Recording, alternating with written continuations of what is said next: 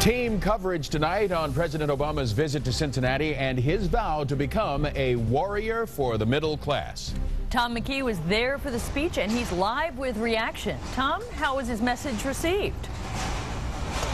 Well, Carol, it was received very well by the crowd of 2,000 people. They were standing exactly where I am right now, and it felt much like a campaign rally. Of course, Mr. Obama said it was pure coincidence that he chose this site right in the middle of John Boehner, the House Speaker's territory in Westchester, and Mitch McConnell over here in Kentucky, the Senate GOP leader. But it wasn't coincidence.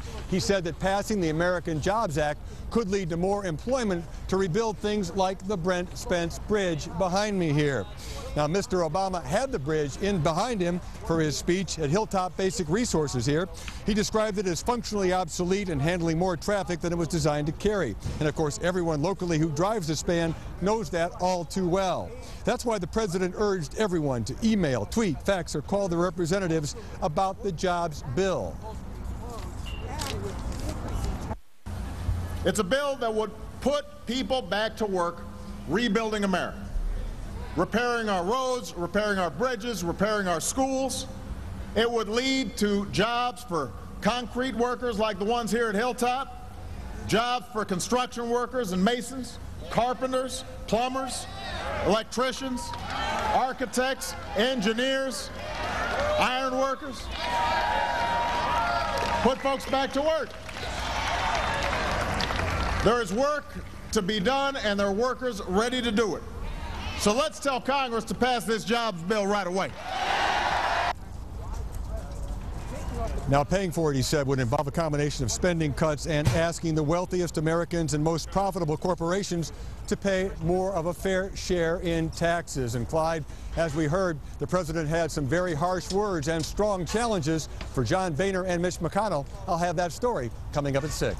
Indeed he did. Tom McKee reporting live downtown. The president flew into and out of the DHL shipping center in Erlanger. 9 News reporter Bryce Anslinger continues our team coverage live from the airport with the story of several lucky people who got to meet the president today. Bryce? Well, that's right, Clyde. The Air Force One with the president took off from the DHL shipping center here in Erlanger just about an hour ago is when he left the tri-state. The president landed here at just after 2 o'clock this afternoon. He was greeted by Kentucky Governor Steve Beshear and Cincinnati Mayor Mark Mallory. He then said hello to a lucky group of VIPs on the tarmac. That included 8-year-old Andrew Segara, who will have a great story to tell his friends at school tomorrow. Well, it was very exciting to watch him land and shake his hands, all that kind of stuff. And you know, most people don't ever get the chance to do that. Did he say anything to you? Yeah, he said, "What is your name?" And I answered Andrew. And what did he say? Well, that was it, and then he went on to the next person. And that young boy and his family actually got to tour Air Force One. His parents tell me they didn't tell their son that he was going to get to meet the president until they pulled him out of school today. Clyde? Oh, what a surprising honor. Bryce Anslinger live for us at the airport today. At least one group held a protest to coincide with the president's visit.